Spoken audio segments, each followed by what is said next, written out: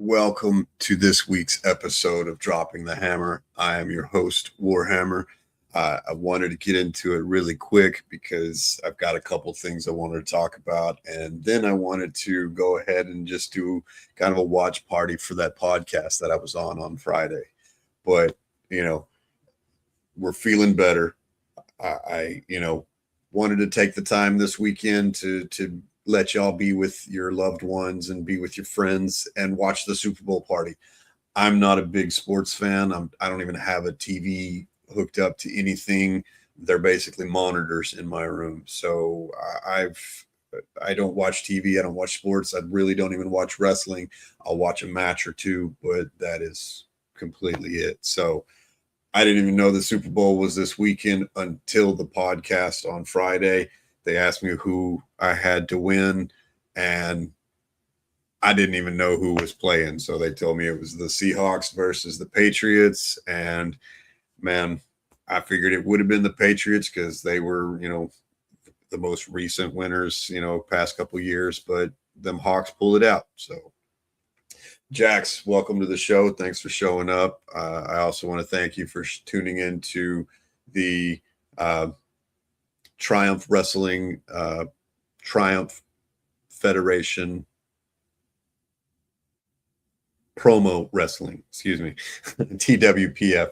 And that's basically, I was doing promo battles with some other gentlemen and ladies and gentlemen that love wrestling. Some of them are professional wrestlers. I was one of the first ones, and then they got several more. They've now created a separate group out of Vegas. So this one's out of New York, the other one's out of Vegas. So there's two rival factions now. So it's kind of been fun going back and forth with these people. So thank you for showing up to that promo battle. And you got to listen to me kind of do some promo work. And to me, what I'm doing is using that as practice, and it helps me in the ring, out of the ring, and stuff like that. So, it's practice for me. It makes me better. It's bettering them, and they all get to play. So, all right. One of the things I want to talk about really quickly so I can set this up is I know I talked to you about One Ancient Earth. So, I bought this hydrogen flask. I'm going to go ahead and turn it on because it's going to take a couple minutes. So we're going to turn this on. Beep, it powers up. I've already cleaned it. I've already run the cycle once, but I have not drank anything from it. I just received this minutes ago. So only thing I've done is prepare for this demonstration. So in 5 minutes, it's got a little timer. In 5 minutes, I'm going to drink the hydrogen infused water, and we're going to talk about it. So these are the same company that made my bracelets. So this is my daily wear every day. The lapis lazuli, labradorite, howlite, blue tiger's eye, ending with hematite with copper spacers. I've got my moldavite and my granditerite, those bracelets, all that beautiful jewelry. I bought this at the same time. This came from a separate company, but it was purchased through them. So it took a little while shipping and whatnot. So this is, like you see, it's actively working. So it's infusing my water with hydrogen, and it's basically purifying the water, making it better for your body. Your body needs the hydrogen cells more than everything else that's in the water. So what it's doing is it's supercharging my water. It's going to be better for my body, like I said. And,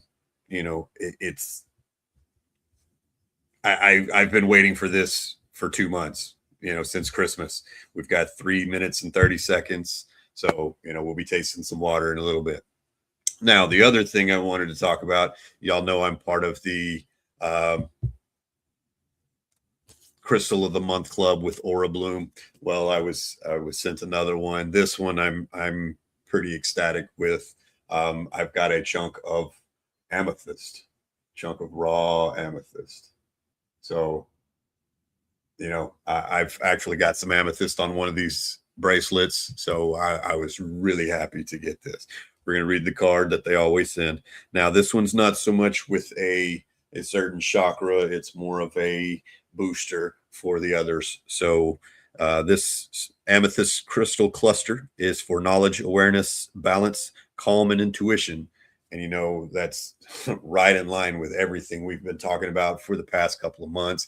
If you've been listening to my podcast for any length of time, I've been, you know, we've been talking about vibrations and frequencies and crystals and rocks and things for a while. So, man, this is right up there with something I needed. So I love it. So amethyst is a purple stone crystal with strong healing powers. Thought to be the best crystal for protection, amethyst clears and protects against negativity and outdated belief systems. The powerful purple dream stone helps overcome dysfunctional feelings and brings in prosperity, healing, and good fortune. It can also used to treat insomnia, nightmares, addictions, spiritual development. Kind of worded it wrong, so that's why it took me a second. Amethyst helps us practice loving detachment with our thoughts. The stone protects against anything that might disrupt mental balance, from mood altering substances to psychic attacks. It brings peace, reminding its guardian that feelings are just information. So that's it. That's it. The feelings, the frequencies, they're, man, it's all coming together.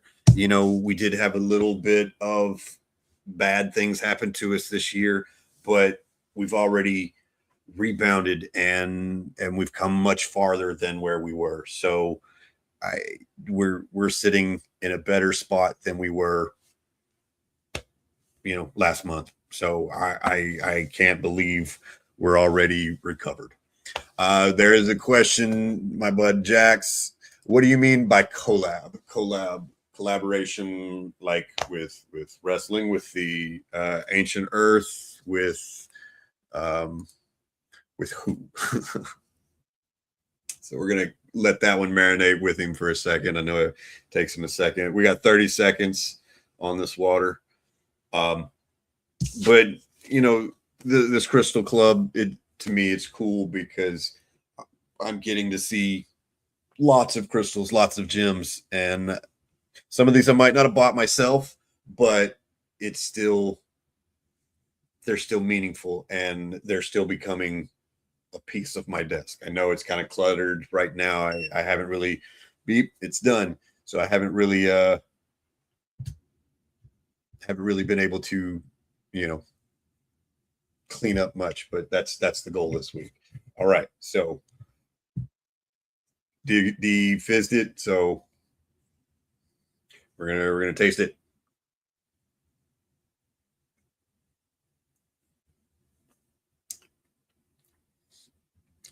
It's water. No difference. No difference in taste, but it is good for you. Now, the one time I made moon water, and it was, I think, in November or December with one of these super moons that we had. Now, I drank it, and there was a noticeable difference. One of the things I was doing was being thankful, and that was one of the things. It was an acknowledgement of the water, of not acknowledge of making the water and everything. So being thankful and saying thank you for this drink, this nourishment, this hydration in the body. So that's what I'm doing now. Thank you. And I'm going to finish this real quick because that's part of it. You're supposed to drink it really quickly. The benefits go out very quick.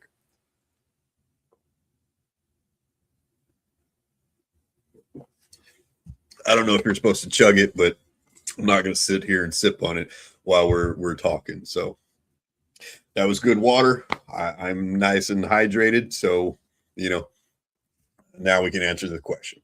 Like, for example, Damien Sport comes and talks on the live. Okay.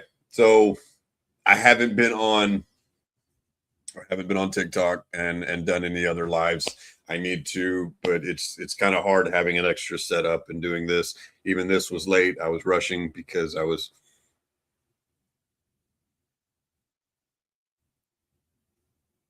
had a hair. was rushing to get this set up, plus all this set up at the same time. So got it all working, but we're good. I want to get back on TikTok and doing lives. So yes, I will do some collabs, or I will have some guests again soon. I'm actually going to have, wow, I need to do this soon because that would put this next week. Wow. So I need to have Rika, I need to have Gluttony, and I need to have Jake and Timmy. So I need to talk to them. We'll possibly have that for you next week. And what I want to do will be a two-parter. I would like to interview the wrestlers under the mask, and I'm not asking them to unmask on camera, but we will also have an interview after the show, and it will be out of gimmick, out of character. It will be the artists behind the wrestlers, much like I'm doing now. You know, I look like Warhammer, but you know, Warhammer doesn't wear glasses. So a little bit of different. But that's just kind of it. I want to be able to interview them because E2IW exists to inspire wrestling. Their debut show is on the 21st, and I can't wait. I am super excited. So right now, what I'd like to do is I'm going to just add the podcast, and I'm going to play the interview that I had, and hopefully y'all can enjoy that. For everybody who's missed it, I'm still here taking the comments and stuff like that, but I will be off stage is what it's called. So we're gonna hit play now. So Welcome to Headlocks Heels and Havoc, the wildest mixed tag team in podcasting, where the kayfabe drops and the chaos takes over. Let's ring the damn bell.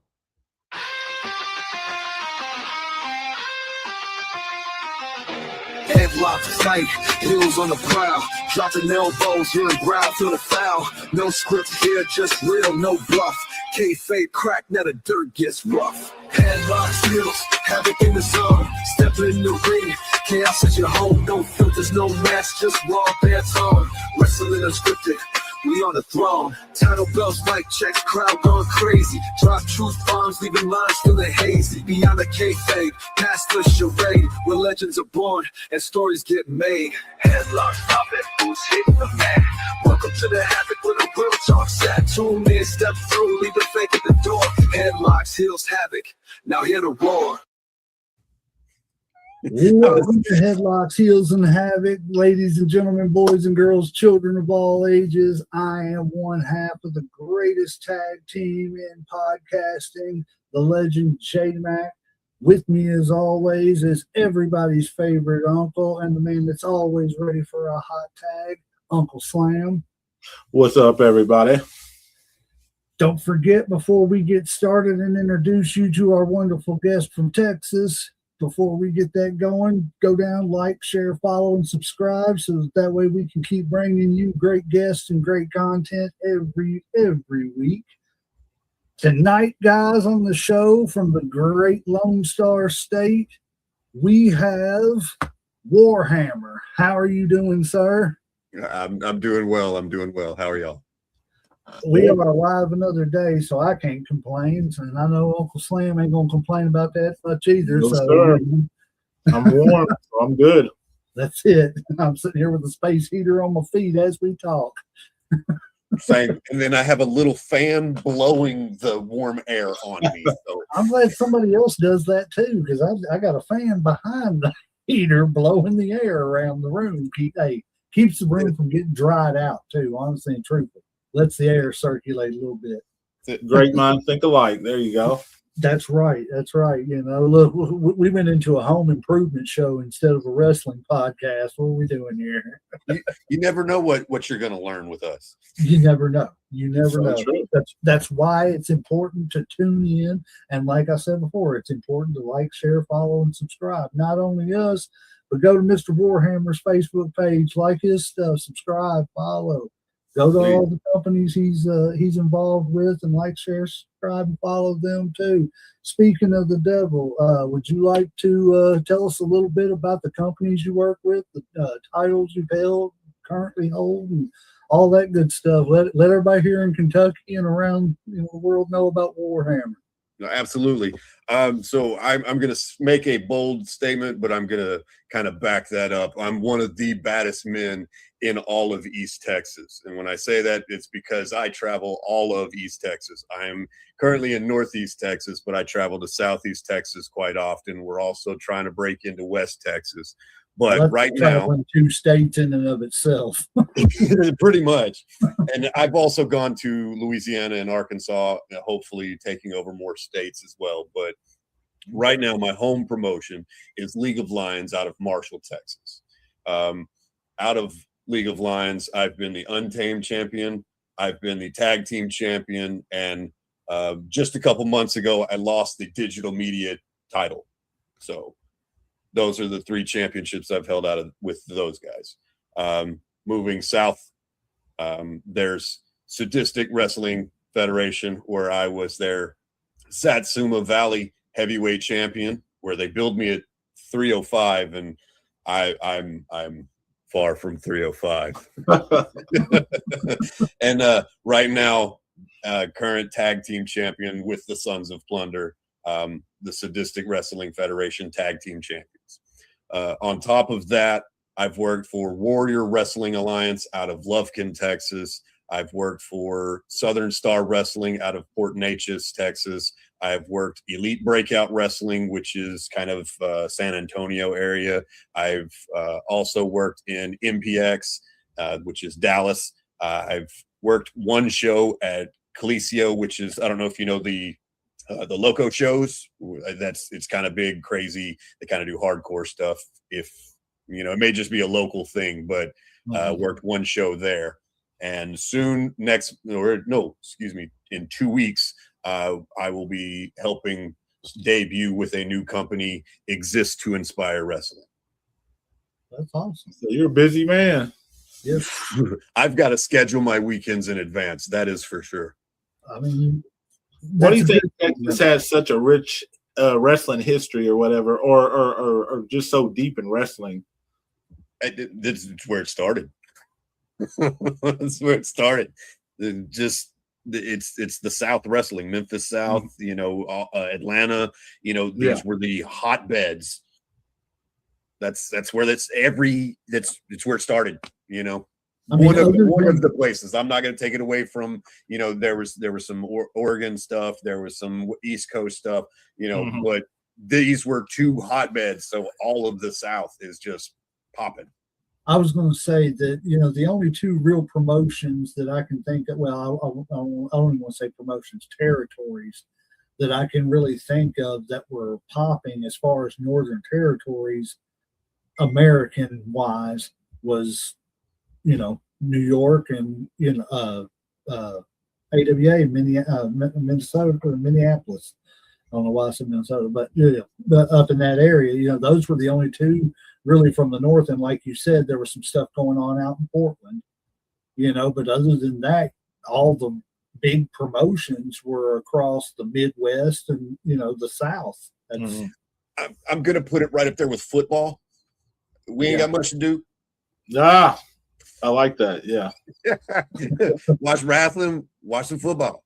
That's it. That is it. So speaking of football, who you got in the Super Bowl? Let's start there. I actually don't watch sports or TV.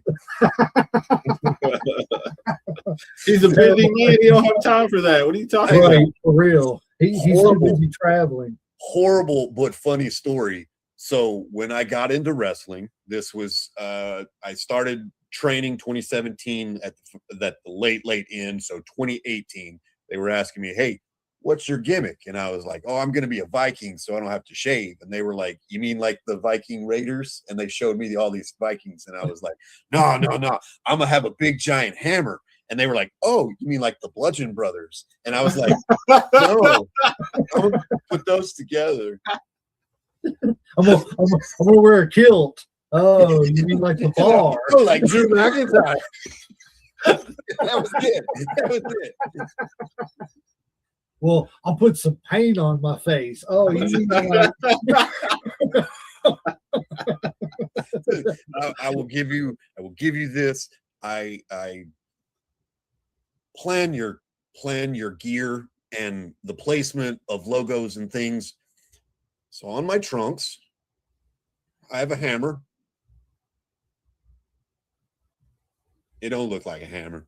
It don't look like a hammer. It don't look like a hammer. I think I know where this is going. I'm the butt it's a hammer, but it ain't and a the dick hammer. of jokes. Yeah. Yeah. Yeah. It's Clifford's Big Red. Yeah. Yeah. And okay, so another thing is I am always photographed from two different angles, and I can always all my pictures I can swipe through 100 pictures and I can show you. I'm either one getting kicked in the face and it's just straight up rocked, or it's my butt and it's like, oh, there's the hammer. there's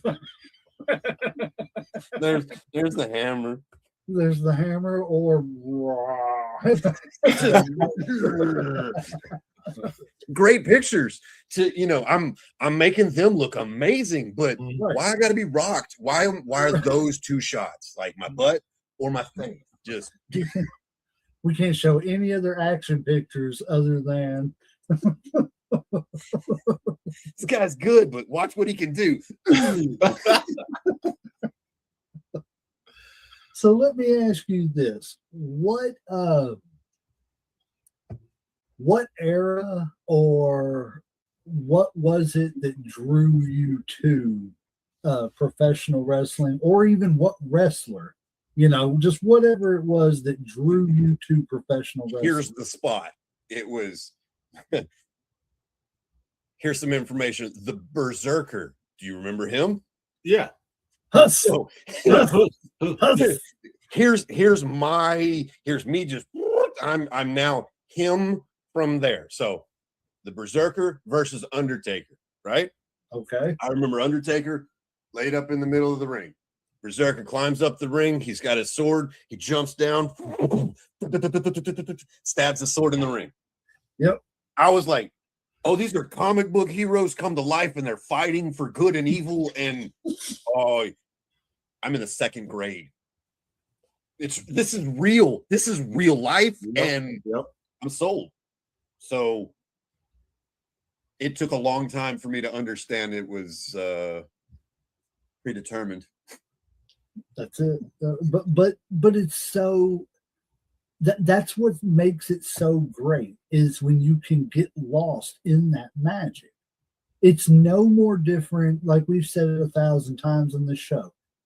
Getting lost in a wrestling match and just rooting and getting excited, or whatever, or being like, oh, with the false finish or whatever. That is the same as sitting down and watching an emotional movie and crying. Sitting down and watching Scarface and being like, oh, get him, or whatever, it's the same exact thing. You got to suspend that disbelief. And we get 10 minutes to do it. Yes. Yeah. So if you're lucky sometimes.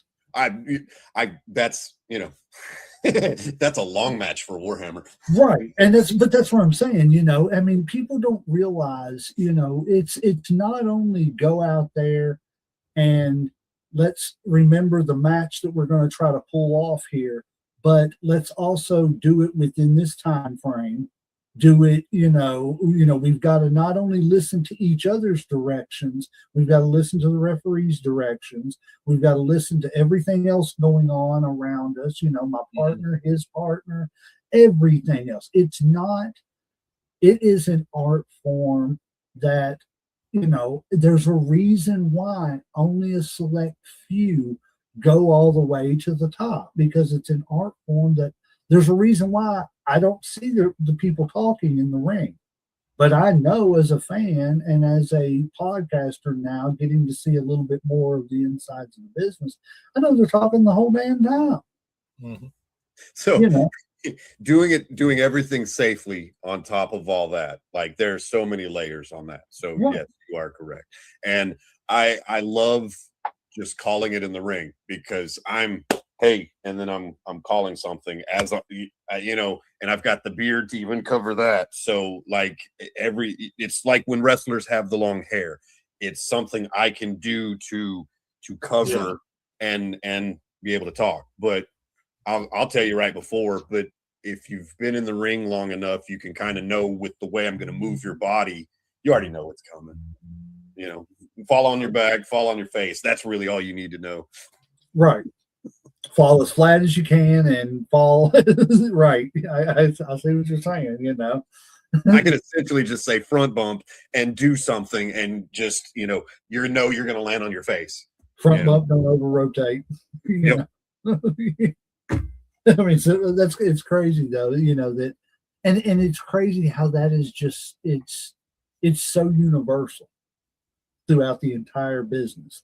Doesn't matter if you're in the majors or working the independents or whatever. You know what I'm saying? The It's so only thing I understand is true lucha is on the right side.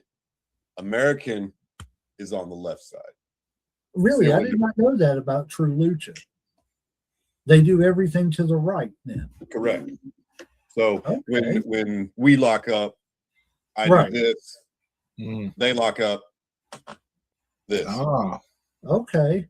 So everything is So the reversed. steps start with the right, and when they get up, it's to the right, and all that Correct. stuff. Correct. Okay, I did not know that. See, you just that's another reason why I like doing this show. I learn things every time. I had heard that Like before. I said earlier, you never know what you're going to learn. Right. The more you know. So, who would you say was? So, would you say the Berserker was your favorite wrestler that got you into it, or It was that match. I don't remember seeing the Berserker much, but that's kind of what sticks in my head when I pull all the the yeah? Vikingness. I don't think John It's got to be Ford was the there much Undertaker. longer. It's got to be the Undertaker. He's had the longest, most successful run, and he was one of the few I saw from that until just recently. Everybody Right. else kind of retires a long time. They get hurt, something happens. This man never changed his gimmick, never changed his name, and that was really what he was the inspiration for everything Warhammer. Because in my group, we've got Chris Preston, we've got Chris Grimes, we've got Ethan Daniel, we've got several names, right? Names. You got one Warhammer. Right. That sets me apart in my locker room, Hmm. just in the name alone. Right. It's not, you're not doing what, like it's cool because I like the fact that a lot of people have went back to using their real names and stuff like that, or a variation of their name. But it's also cool that people have a name like yours that stands apart from a true gimmick. Yes. Yeah. Yes. And that's what if you're just a 2 and 3 name, okay, what makes you different from anybody else? I can tell you won't find Warhammer at Walmart. Warhammer doesn't live in America. He lives in Jotunheim. Okay. You don't even know how much he weighs. You don't know how tall he is, because I've planned all this out you have to think, you have to research, because he's a fictional character, just like all the comic book heroes and the true 80s wrestlers. You couldn't see them in normal places, but if you did, they were in character, in gimmick, and you met the $1 Million Man, you met Ric Flair, you met Andre the Giant, and they were just mountains of men. Yep. Yeah. So that's Undertaker is the reason and the cookie that I was trying to recreate. Okay. See, and that's cool too, because it was like, even though you're trying to recreate that, live the gimmick, the full gimmick thing, not just use my name, blah, blah, blah. it's you didn't just go, okay, well, let me just steal his gimmick or borrow, the dead man type thing. You were like, let me mold mine after his by just molding mine after how he did it, not what he did. Yes. That's a cool tactic. I mean, I think a lot of people could learn from that to be able to. I think too many people think that if you look at somebody like that and one person like that, they're afraid of becoming that gimmick or getting, or whatever like that, like Damian Priest, or somebody like that. No, you don't have to be, a guy with a bunch of druids walking out to the ring every WrestleMania. But how did The Undertaker carry himself outside of the ring? How did he live that gimmick? How did this happen? Take those examples, not just put a hat on and a trench coat and call yourself a dead man. Correct. He lived in Death Valley. Right. Yes, that is a real place, but I mean, that's just iconic for his character. I mean, come on, boom. So Jotunheim, very iconic. It's a real place, but it's also a realm of ice giants, so it blends the mold. Even going with, so we get called the dollar store Viking Raiders and Timu Raiders and all that stuff because I'm a Viking. My tag team partner is his gimmick is actual dwarven, like Lord of the Rings dwarven, not a small person. So now it works because we're dressed in fur. He's got a giant hammer. We're drinking from horns. We both got beards, right? Now, blending this and going even deeper into it, the dwarves made all the mythical weapons for the Viking gods. So Gungnir, Odin's spear, Mjolnir, Thor's hammer. So they're the ones that created the stuff. So I just got me a dwarf, and now we go hammer hammer stuff out. Okay. I like that. I like like you thought everything through. So from the name, from my signature, I used moves and I tried to name it. Like I was even going into I was trying to do a storyline where each one of my wrestlers in League of Lions was a Norse god, and I would treat them as such. And I'm wrestling with these gods, and everybody had a different name, and it all applied. But they squashed that because they had other stuff going on. But I try to plan it out. Like I said, the weight is 14 stone. The only people that understand that are overseas. Right. Yeah, because I have no idea how much that is. Like I remember, like 200 pounds. Okay.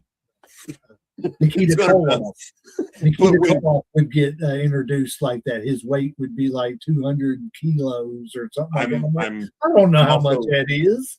I'm also 2.5 shields tall. How tall is that? But if you stack up my shield that I'm carrying, I'd be about 2.5 shields tall. Okay. There you go. You have no idea how big I am because now I'm in the ring. I've got my boots on. I've got my gear. I'm up. So now I could be that 300-pound that they promoted me one time, but I kind of freaked out and was like, where? Right. Anybody got a bodysuit I can wear? But 300-pound for the heavyweight, I understand what they were doing, but I was not heavyweight at that time. Nice. I like that whole gimmick idea and everything about the dwarf stuff. Very well thought out. Yes, very well thought. Another thing I was going to say too, you were talking about how the Death Valley thing fit the Undertaker's gimmick and everything. Another one that I always liked that always stuck out to me was whenever they would introduce Cactus Jack from Truth or Consequences, New Mexico. Yep. I'm like, that's great. That is great. How that a guy named Cactus Jack from Truth or Consequences, New Mexico. That's you can sell the gimmick without having to do very much. Just in the name and in the way, like you said, with the stones and the shields and stuff. You know, So- it's the We come out with beards. We come out with hammers. We come out with our furs and armor. We had a street fight a couple weeks ago, and he came out in chainmail. I came out with leather armor and fur and everything. And they were like, "We're here for a street fight, y'all. What are y'all wearing armor for?" And we're like, "We're here to fight. What's up?" right. Yeah. That's what we're on the street. This is Oh, how yeah, Viking street and wolf fight. would fight, man. So you know, what do you want from us? That is absolutely great. That is absolutely great. Now, are you a heel or a baby face? Yes. Both? Because I've seen you as a heel. I think you pushed some guy down from a walker or something. Oh. I was like, oh, okay. Depending on where you go, is the what we internet are. is always there. What I say is cult.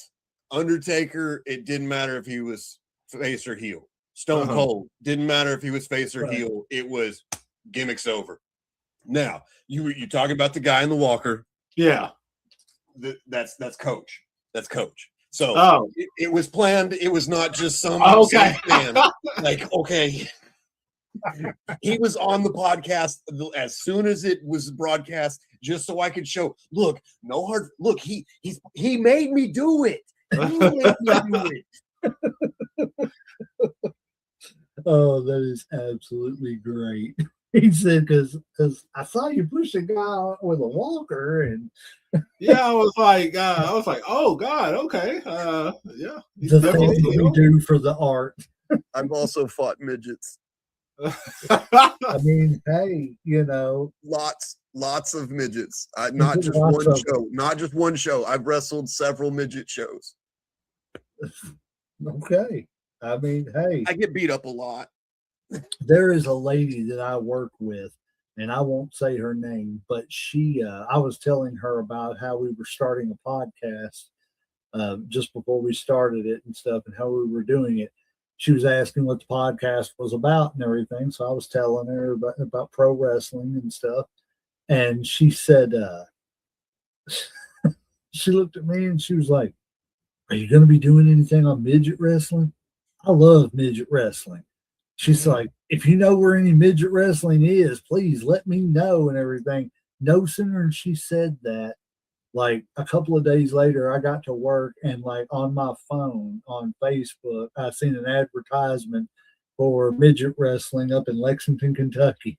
So I was like, "Hey, check this out. You might want to go. It's right up your alley." Most of everything I was is, hey, this will be funny. You should do this. Okay. So got a guy, a coworker, and he's telling me, hey, there's midget wrestling down the road. You should see if you can get into a show. So I was like, all right, bet. I was taught, bring your gear, right? So I brought my gear to work, worked the whole day, drove to the arena and was like, hey guys, just a quick question. I'm a trained wrestler. Can you give me a 5-minute opener for your show? If you don't like my idea, I'm still buying a ticket. But if you like my idea, I will wrestle for you for free. No booking. Just take video for it. And they were like, you want us to beat you up and you don't want to get paid for it? And I was like, absolutely. And they were like, oh, we got a spot for you. So I walk in and I start with, I don't know what little show this is or who you think you are. You've got half the talent I do. I'm not cutting you short, all the jokes. And then they come out, they beat me up and run me off. Great way to start a show. The next year they show back up in town. Well, this time I'm a champion, so I get to show up and I've got a little more pep in my step. Yeah. I'm the champion of this town. This is my town. I get beat up by even more midgets. So it's I could just imagine like just sitting there and talking all kinds of smack, and then next thing you know, like 10, 15 midgets just hit the ring and start whooping somebody's ass. That's what I've wanted. That's what I've wanted. It's been kind of different. I got into Royal Rumble and was the first one out. So obviously, Sam Morello. So, but I end up with baby handprints, toddler handprints all over my chest. It looks like I've been assaulted by daycare, and it's just and what do you do, man? And I'm like, oh, I got beat up by a bunch of midgets, and nobody wants to hear this story. Probably don't believe you. Honestly, they're all like, nah, man, quit playing with me. Nah. What do you mean I got beat up by a gang of midgets? Who starts a story with so? There was this gang of midgets, man. No lie, I did that. We were driving in a truck, at work, and all of a sudden I was like, oh, I got beat up by a bunch of midgets in that bar. And everybody's like, what? How did that happen? Well, there was a lot of tequila, a wrestling ring, and stone sober. Stone sober. I do it for fun. Did it on purpose, guys. It's how I train. One of the best ones, though. I've got my hammer and I stuck it in the ground in the ring. And then all the wrestlers from the trimmers. So they were playing into me being bigger than them and being more, with the hammer. And then all of a sudden it was a low blow and then finisher after finisher after finisher after finisher. Yeah. You talk about feeding, man. Man, you talk about you must have very good cardio. It depends on how bad I'm leaking. Last year I had I know definitely 9 major injuries. Oh wow. And that includes being crushed by a 400-pound man sent to the ER. I've nearly bled out from a trash can lid. I nearly lost an eye a couple months ago. So Warhammer is a tough man. Obviously. I mean, I suffer so much, but Warhammer, that dude scares me. Well, Warhammer, just to let you know, we've got Superfly Johnny Lee, who is part of the Nice Guy Andy podcast here in Kentucky. He's watching, and Veronica Sloan, who is part of the Sloan's podcast network. They have like 4 or 5 different shows that they do. They're out of Illinois. She's watching and everything too. Just to let you know and everything. So, there's a couple people you might want to be able to reach out to. I know definitely that Superfly and them wouldn't mind having you on and everything. And I'm sure absolutely the Sloans would love to have you on. I don't want to speak for them, but absolutely. They're good people, good hosts, good shows. I've been to Illinois one time. There you go. Went to Chicago as a child, but that was it. If I've ever been, I don't ever remember, and I can't think of anything that I would want to go to Illinois for. My mother had to go to a family funeral, so the family drove up there. I don't remember anything. We drove straight back, so we were in a car. Understandable. So let me ask you this: if you, let's see, how do I put this? Uncle Sam, you got any questions for him while I try to figure out how to So obviously, we talk about the midget match or whatever, but is that your favorite match or like, do you have a favorite match like besides that one? I mean, I've definitely done some fun stuff. I've wrestled Santa Claus as an elf. Okay. Like I said, I've wrestled several different midget groups. Those were always fun. I ended up doing a drinking contest with another wrestler, Rob Boris. Wait a minute. Were they groups or were they gangs? Because a minute ago they were gangs. There was enough of them. They could have been a gang. There was just so many. There's just so many of them. That in my Facebook feed, if you scroll down far enough, you can actually see 3 videos of me wrestling midgets. But One of them you have to go quite a ways down in the scroll. But favorite, like I said, I've done another dance competition with a buddy, Maui Mike. He's a quarter ton of fun. So it's different things, you know. Okay. Certain things stand out for different reasons, you know. All right, cool. It sounds like you just try to keep your experiences open. That, you know, it's not that anything stands out more than the other. It's just that I'm going to enjoy whatever I'm doing while I'm doing it. That's You it. know? Enjoy every moment. And that's it, because a lot of people don't even get the chance to get in there and do that. And we were kind of talking about this earlier. You know, it's a, you know, short version of a film. I've got 10 minutes, if that, to suspend your beliefs.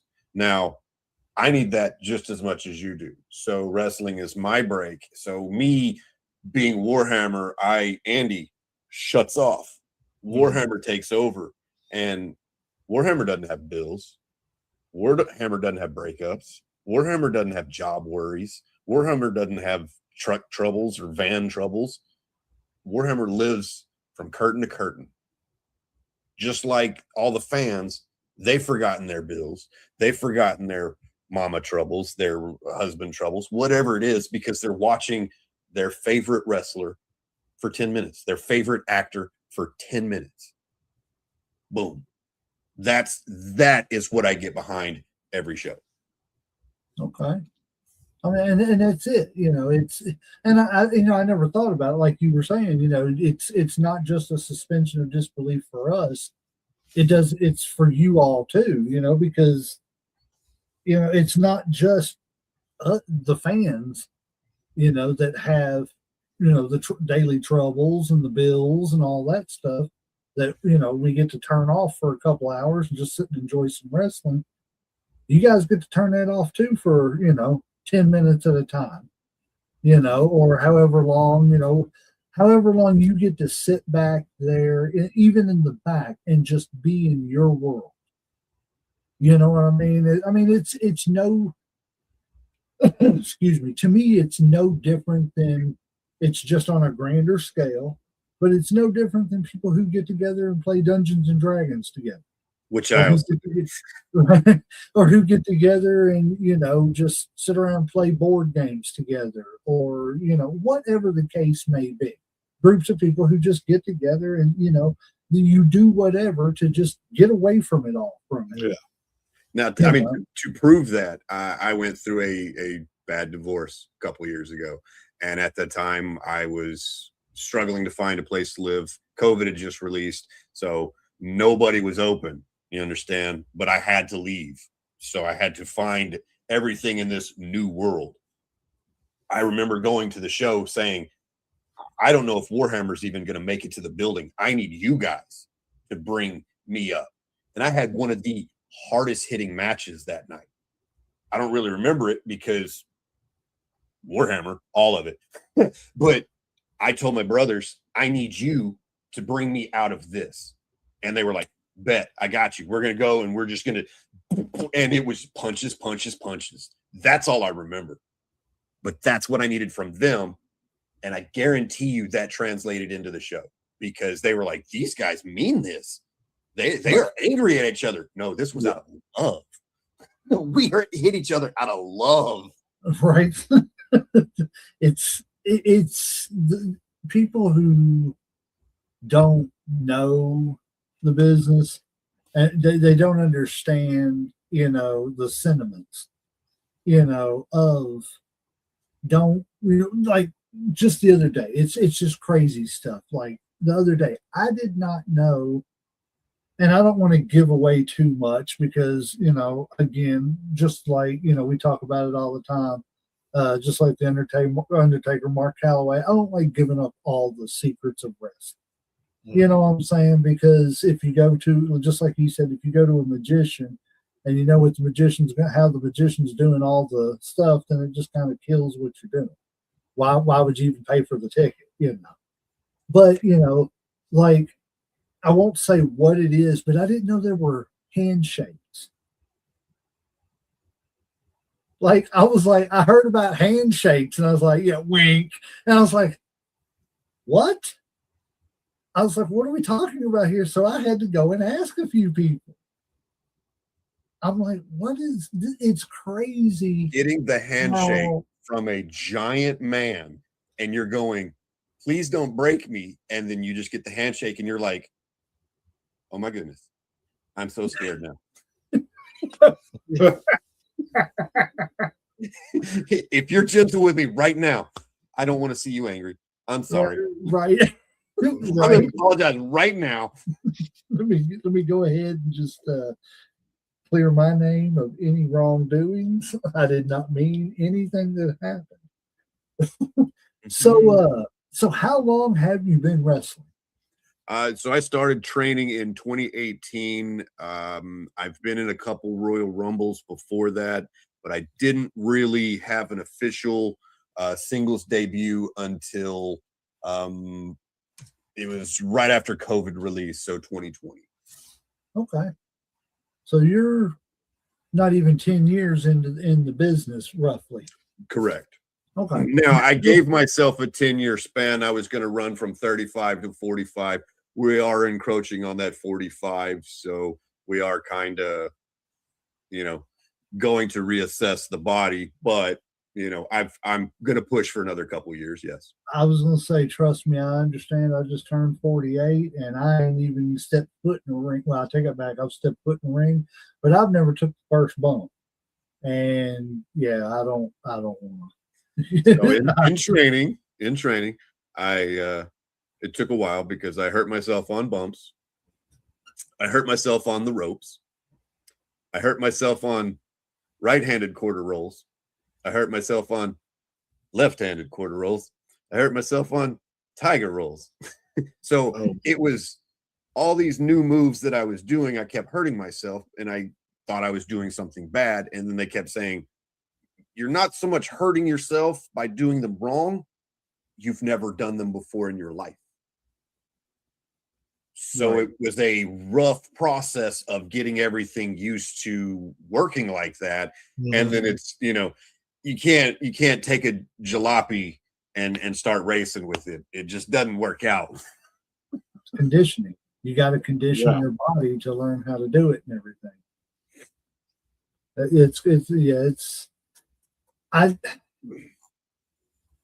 I don't.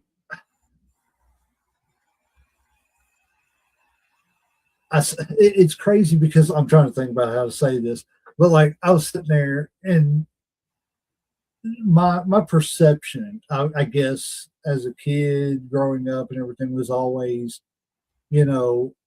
what is a wrestling ring? Is it just a trampoline? Is it, what is it? Blah, blah, blah. I always wondered. Right. Well, a few months ago, the owner of the company that we go to once a month and everything, Elite Wrestling Alliance, I was sitting there talking to him one day about, because I would like to eventually start training to be a manager. I think here and there I could take a bump, enough for a management position. I'm 48. I cannot get in there and try to train to be a wrestler. But I told him, right? Because I'm not going to. I'm trying to talk Uncle Slam into training to be a referee. I got a lot of respect, but I know my limits, and my old body cannot handle that. Like I said, that's my problem. Is I don't know my limits until I reach it, and then I'm like, oh, okay, I got to stop doing that. But I looked at him and I said, I'd love just to get in a ring. I said it'd be a dream of mine just to step foot in a ring. He looked at me and he said, you've never been in a ring? I said, no. He said, well, go get in the damn ring. I said, are you serious? So, I got up there, but just feeling it under my feet. One time. Right. I could feel I guess the bounciness of it, but it has a spring. It has a reflex. Yes. But then whenever so it was like, but it was like, this is not as padded as I figured it would be. And then I always thought it was trampoline-like. I always thought it was soft. I think everybody does. And then when you see them start to take it apart and deconstruct the ring, and you just see the boards, and like a little bit of pad like that or something, you're like, wow, that's what that, it makes you second guess everything. And it's like, the punishment a person's body goes through, So every bump is the equivalent to a 35-mile-an-hour car crash. Yeah. I tell people all the time, I'm like, imagine, just flat backing on your kitchen floor. Only the fact that it's a plywood instead of, what 4x2s or whatever. So I'm like, now wrestling has saved my life. Learning how to fall. Right. So I was landscaping at the time, working with a company, and I was up on an embankment because the road kind of went like that. So I'm up on this embankment and I'm just going down the stretch, but I have to pull the mower, and I don't know what happened. I tripped over the curb, fell 8 feet, took a bump, sat up. Someone runs out the restaurant. Hey man, are you okay? And I'm just sitting there laughing like, man, that sucks. I'm going to feel that in the morning. Dude just gets up and he's like, I don't know what I just saw. I figure if nothing else, me training to be a manager and learning how to bump will only help me when I become a senior citizen.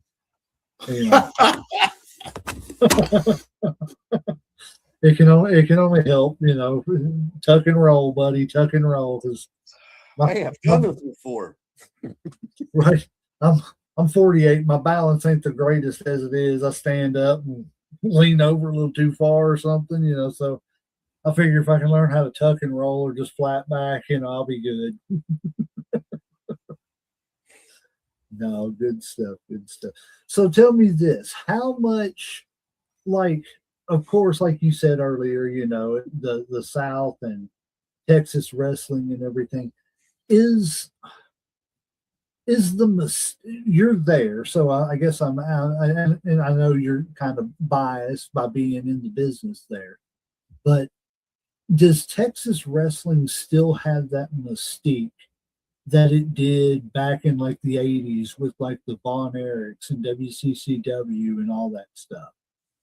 I'm going to say yes. It's not changed, and those names are haunting arenas today. Like, it's, hey man, have you ever worked in a Von Erich? Have you ever worked any, some of these other guys? Mm-hmm. No, I never have. I wish I could. I would love to work any celebrity. I've never worked any celebrity. So, but these names are thrown around so common in our areas. The families of are around these areas. So that's how we're able to say, oh, they're a local in this town. So, so we're going to say thank you to them and the other Von Erichs, stuff like that. The Warrior Wrestling Alliance is linked up with, I believe it's Kevin Rhodes.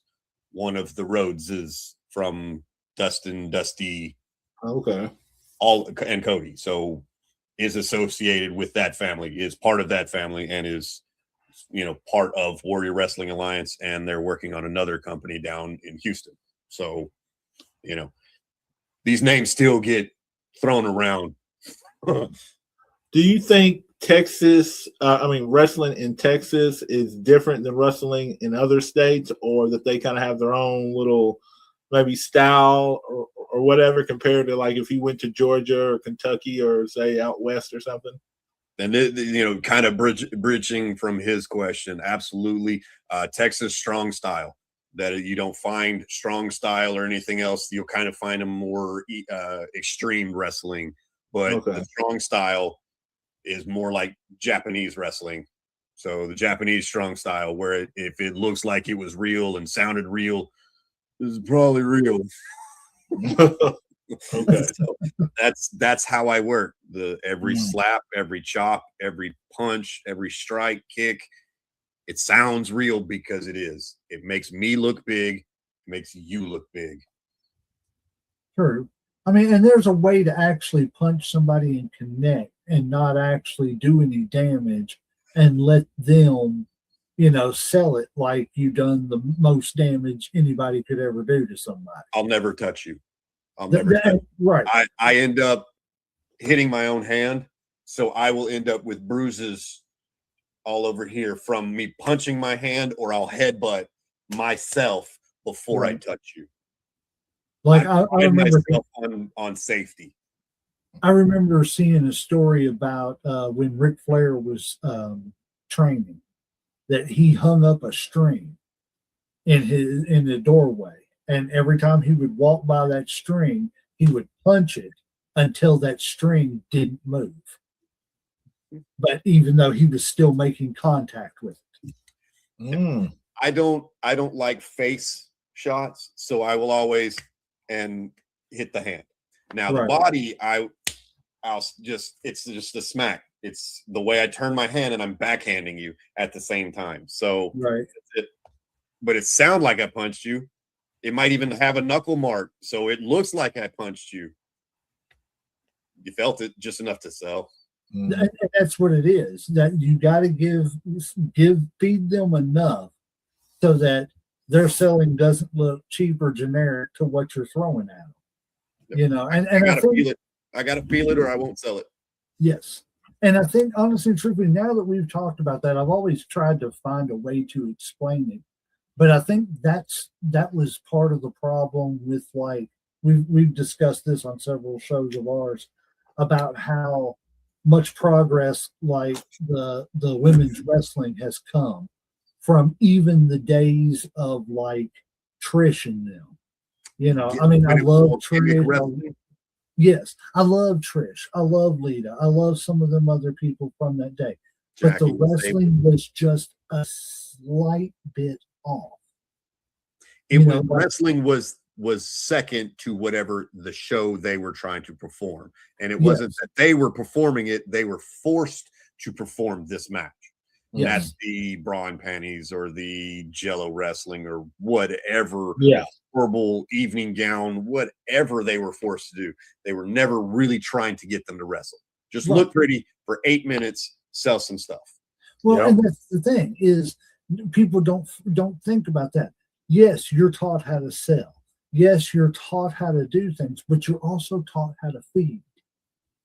You're also taught how to give that other person and not rush it, not slow it up too much, to feed just right with the right amount of timing. Yes, and that's it. It's ring timing. Your ring timing has got to be right. And we've discussed that. And that was the problem with the females wrestling back then is, like you said, whatever show they were performing was primary to the wrestling being secondary. So since the wrestling's secondary, we'll take you in the back here in this room for 10 minutes and show you how we want the match to go down, and then y'all go out there and just do it. There was no actual real training to get these people ready to be the Charlotte Flairs, the ones that are in there. Because, man, these women. Becky Lynch's and people like that. Yes. And all this really started with China breaking that. China broke that mold when she. See, I was getting ready to ask that. I was going to say, like, what do you think that like everything transitioned from them just looking pretty to actually being athletes in the ring or whatever? She did both. When she came in, she was not attractive. At the end, she was more attractive. Yeah, there was definitely a lot of money invested in her look at that point.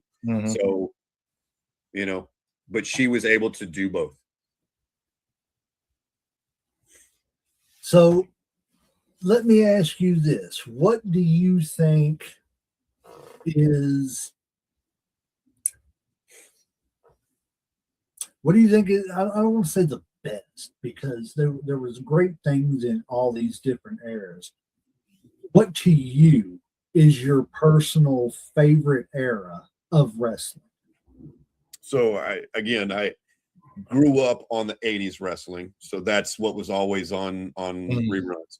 But once I was a teen, that's when WCW and Raw, the Monday Night Wars, were so You had WCW, which was very cruiserweight driven, right? They had some big stars, they had some smaller stars, but it was cruiserweight.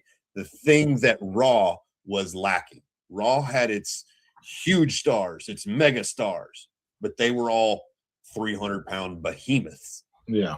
WCW was about the luchas and the cruiserweights. So that, to me, you know, I didn't follow either program. I would follow the wrestler. So it was, I knew who was wrestling at what time, so I would be flipping over. And that was me. That was me. I go from match to match. It just depended on what was going on. I'd switch over. Okay, so and so's wrestling here, so and so's here. Okay, I'm gonna watch this match. Once they're done, who's next? Okay, well, this is better over here. Let me switch over here. A true fan, as opposed to someone trying to pick a side. You know, I wanted to watch for the sport, and that's why I wrestle midgets. That's why I wrestle whatever gimmicks, you know, the Santa Claus and other things. It's because I just want to wrestle. I want to perform. I want to make people laugh. I want to make people upset. Like when you asked, you know, I tossed Coach out of his walker. Yeah. I couldn't leave the locker room. He had to make several phone calls to tell people to leave the parking lot. Tell him go home. Who is this new guy? Why did he come into the show? I got something for him. Have him step out. Yeah. Step out. You were talking about flipping back and forth between channels. So I got tired of doing that. So I decided that I figured out a basic working knowledge of cable TV, and I had a smaller 27-inch TV sitting below my regular size TV. So I just got a cable splitter and split the signal and sent the signal to both TVs and put one TV on one TV on the other, and whatever was the big thing that was happening. See, the cool thing about it was the TVs were, I had the same name brand TV. I remember it was a Sanyo TV. It was the big brand that Walmart sold, Sanyo. I had two of them, same brand. So the code I had on my universal remote, I knew would work with both. So I just hit, if something big was happening on the bottom screen, I just hit the channels or the flips button, and it would switch them both to the other show. And I just put what was important on the top screen. That's all we watch is wrestling. That's it. Channel, super fandom right there, man. That's all it was super fandom. I told a buddy of ours, the Adrian Alexander fellow I was telling you about, the gentleman that owns AEW. I told him when we first met him, I said, I've always considered myself a really good worker. I said, I've never been trained, but, you know, me and my stepbrother, we had all kinds of matches in my living room, and he's still got working movement in all his appendages and everything, no numbness or nothing like that. So I only broke his arm twice. Right. I mean, I consider myself a safe worker. Worst that ever happened was a broken nose, and I got it. So, like I was talking about, film, you know, pictures, you know, getting kicked in the face. I've had my nose broken twice in the ring by the same gentleman. It ain't fun because, I mean, you can hear how much I talk through my nose now. Lord God, it's terrible. If I don't pay attention to it, you may hear me breathing. I can collapse. I have a collapsed nostril. I can. Yeah. I'm the same way. New intake thing that everybody's talking about. Yeah, I stay on the level 4. I never even use the different one. So yeah, deviated septum. That was like 20 years ago. I don't know what you call this. This would be like the course correction of a curve or something here. I don't know. It was under construction. They gave up on that construction. They're in planning for a new one. We don't know when it's going to be out. Exactly. Zoning permits have not been approved. There's something to do with a snowy owl up in like in EPA up in there. Like you don't even want to know. So like it's something to do with nesting areas, and like so we have to rezone everything. Right. And you got to get the permits, you know, especially for the white owls. Oh man. Yeah, I don't know of anything else. Any other questions I have? You got any questions for us? Yeah, I got a couple real quick. So, I know you said you had a wife at one point. Like, how do you balance your wrestling and traveling with, say, just having a home life or having a family or whatever? Like, is it a struggle? I mean, like, do you have to choose one or the other? Like, is one more a priority? Is it? I mean, they both take work. So work life, home life, both of them, everything's work, right? Mhm. So it is very difficult. I've missed my daughter's birthdays because I've had to go wrestling. So I was there for a little bit, but I could not attend the party. But Yeah. it's still, I don't get much time with my daughter. So I try to not have these situations happen.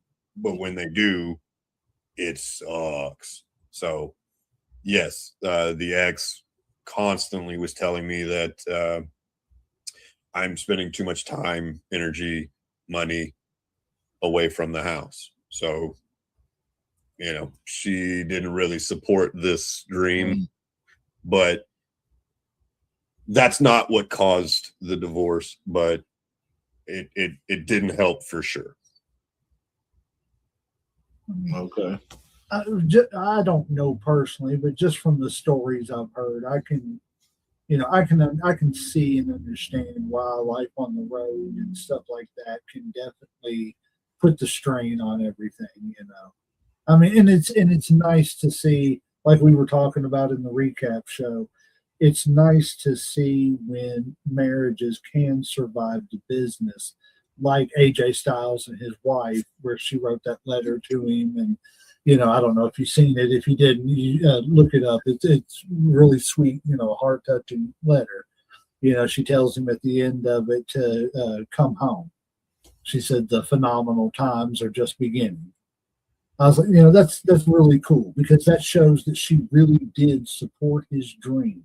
She supported everything, and I'm not, throwing any hate out at anybody. I don't mean any bad towards your ex or anything like that. No. I'm just saying that because some people can, support it and live that life. Some people can't, and you don't know until you get into it. And the sad thing about it is sometimes it doesn't survive. It doesn't mean that there's bad feelings or anything. It's just not what each other wants. I mean, and it's a rough business to try to, but I akin it to the same as being like a movie star or being like a singer or anything like that. There's a life there that you're gonna have to be away from home.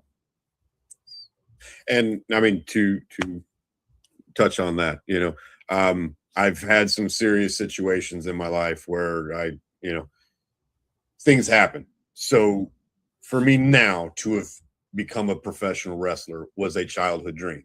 I'm already living on borrowed time. So if I don't do it now, it's going to be a life of regret. So I chose to better myself. I dropped weight. I lost over 60 pounds to do this. Like, I've successfully kept it off since then. Like, I've changed my life to do wrestling, and it was now or never. So I understand she didn't really support it, and that's part of it, but she couldn't understand that factor of it. Right. I had to do this. I've already put myself in situations where I should not have survived, barely survived, had to already rebuild my body too many times. So I shouldn't be wrestling now, but it's one of those, I've always wanted this. I could not walk away from this one opportunity. I don't want to be in WWE. I've never wanted to be in AEW or TNA or any of these other ones. I'm fine being a small town local hero because my daughter's got a poster of me on her wall. She's got a t-shirt with my name on it and my face. Tell me what more a dad can do. That's right. Hell yeah. That's exactly it. And I totally understand your sentiment because like my daughter, she jokes around with me all the time. But the thing of it is I don't think she's actually joking.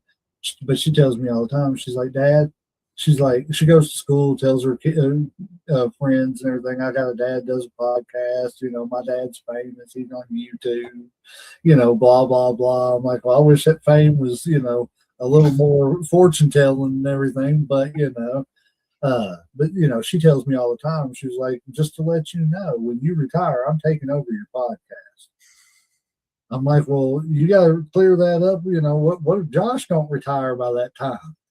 She's like, we probably will. Like, hopefully, my kids will like the podcast by then, and then one of them might take it over. It's right. The second generation, right? But she's just like in wrestling. There's the bloodline. You got your bloodline starting right here. That's it. Yeah. That's good exactly foundation. And that's go ahead, man. Thing you got. I was just gonna say it's a thing you got to start somewhere. Like what I was gonna ask was, like you've been in wrestling for a while or whatever. What's something that like you would tell your younger self that like you didn't know till you were older? Like if you were just getting into wrestling, like something that that you've learned over time. How much it actually hurts. I like that. So, like, all I can say is I took a trash can lid to the skull, and I've got 2 scars right here, nearly bled out. Couldn't stop the bleeding. Like, I threw my own X. Every time I went like that, it was just so Crimson Mask. This is my first ever, only plan ever. Like, I don't gig. I don't want to bleed.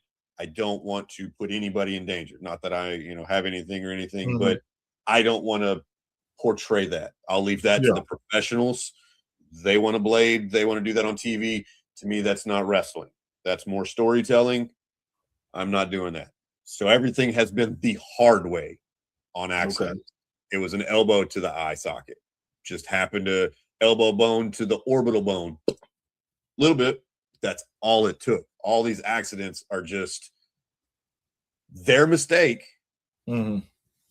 But like when someone's trying to kick your shoulder and they kick you in the nose, like, I don't know how you can miss, but it happens. Yeah. So it is real and it's painful. The joys. The absolute joys. But that's it. It is a joy too. You know what I'm saying? I mean, it's an absolute, especially if you have actual love for the business. And I'm willing to get my ass kicked for your entertainment. Right. Especially by midgets.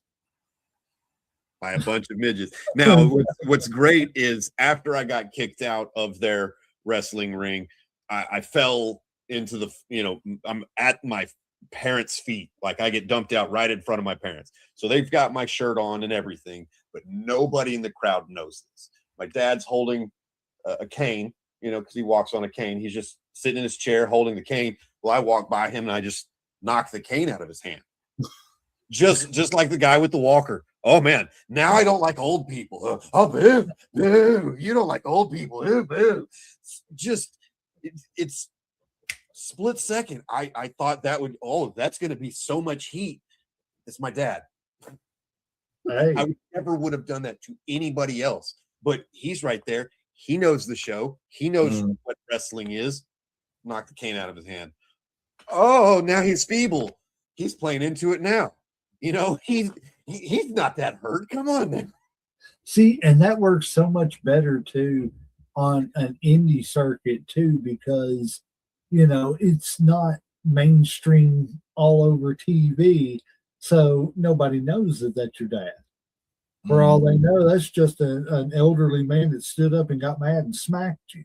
And honestly, I don't look like my father. My father has black hair, and he's kind of he's more of a tan complexion. My mother has blonde hair. I look exactly like my mother, minus the beard. So if you saw us together, you'd see the resemblance. But just seeing in the crowd, and I just walk by and smack a cane. No, right? Random crowd interaction and boo. And that's exactly what I used coach for that same thing, just to establish that I was a heel for this one show. That's it. And Coach got his payback on that same show. So like that's what I love about wrestling. There's always a receipt. So Coach got his receipt. My father didn't get one, but one of the guys, one of the midgets grabbed his cane and started hitting the other midgets with it. So he became part of the show with his cane. My nephew, they took my nephew's phone and took it in the ring and was a first person wrestler with his phone. It's amazing how fluid things can be after just some spark of inspiration. Oh, they took it and ran with it, and I'm running to the back. But everybody's now focused on them, and that's all I had to do. Spend just a couple seconds setting scenes, setting the stage, and I'm out. Now I'm watching the show. I'm just stirring the pot. Oh, that's cool. Right? Cool. Professional wrestling, the shit stirring sport. Picking fights. That's what I do. That's what it's all about. You know, if people weren't picking fights in wrestling, then there wouldn't be nothing going on in that squared circle. You wouldn't have a reason to watch, because what are they going to do? Draw cartoons, play charades? That's not it. Exactly. Well, Warhammer, we appreciate you coming on. I don't have anything else for you. You got anything for him? No, I'm tapped out. Like I said, I appreciate you coming on. Everybody, go check him out on Facebook, Warhammer. I will let him do some plugs and everything here before we get out of here. And take it away, sir. Okay, so you can find me on all major platforms. On YouTube, we are Sons of Plunder. That's where I'm posting most of my podcast. I run a podcast, Dropping the Hammer. But Warhammer on Facebook, Sons of Plunder, and I believe it's Warhammer. I'm not sure what the other Warhammer YouTube, but I'm Warhammer LOL on TikTok. I am Odin's Son War on Instagram. I am Warhammer Odin's Son on Rumble. That's where I host all of my podcasting. So I've now switched over and gotten off of Facebook and put everything onto Rumble. So that's where I'm at most of the time. All right. You got any upcoming shows or anything you want to plug? Actually do. February 21st, Exist to Inspire's debut show, The Vision. It will be in Silsbee, Texas, which is Southeast Texas, one of my favorite places to go.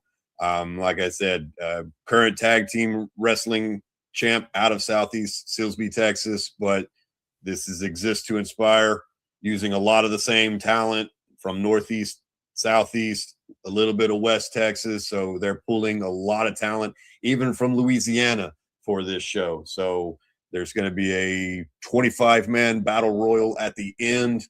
It's going to be a banger show. Sounds good. Y'all better watch out too, because y'all have them West Texas rednecks showing up and everything. Now, like I said, we do appreciate you coming on, man. We appreciate the conversation. Appreciate you letting us, pick your brain a little bit about Texas wrestling and everything. And I appreciate the fact that we've got people from Texas that are willing to come on the show. And if you ever need any guests or anything, let us know. We'll try to come on and we'll talk some more wrestling and everything.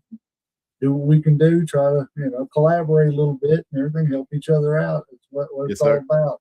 That's what I say about my podcast. You said something earlier about, not throwing any shade or hate, that's me. I don't, anytime I talk negatively, it's always about my work and Warhammer's, what he did in the ring and how he performed. I never bury a wrestler. I never trash my opponents. Even when I disagree with the promotion, I can call a disagreement with the decision, but I never bash a promotion. Like, I am not about negativity at all. It is about building a community with everybody.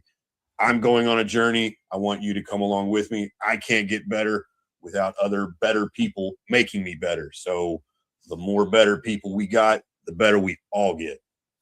That's it. I agree 100%. If I got to come on my show and trash other people, then my show's not what it's supposed to be about. Exactly. The only time I talked really negative, it was more about the situation, but that was the Raj Psycho Sid situation, Psycho Stu situation. And Oh yeah, I talked negatively. I was going to say, if you wanted to get on your show and do a little negative talk about snow and ice and minivans, I don't think your minivan would clap back at you or anything. You know, it really doesn't have any room to talk. Right. No, all jokes aside, I do hope you get that situation rectified soon and everything, get everything fixed and everything. Oh, I'm back on the road. Back on the road. New vehicle. Good, That's good. awesome. That's awesome. Good to hear. Well, guys, we appreciate y'all tuning in. Again, we had Warhammer on tonight. Go check out everywhere he told you to check out. Check him out on Facebook. Check out all the promotions he's with and everything. We appreciate you being here, sir. You'll have to come back anytime you want to, and anytime you want us on, let us know. We'll try to get something scheduled. And other than that, I think the referees hit that 3 count, so we're going to ring that damn bell.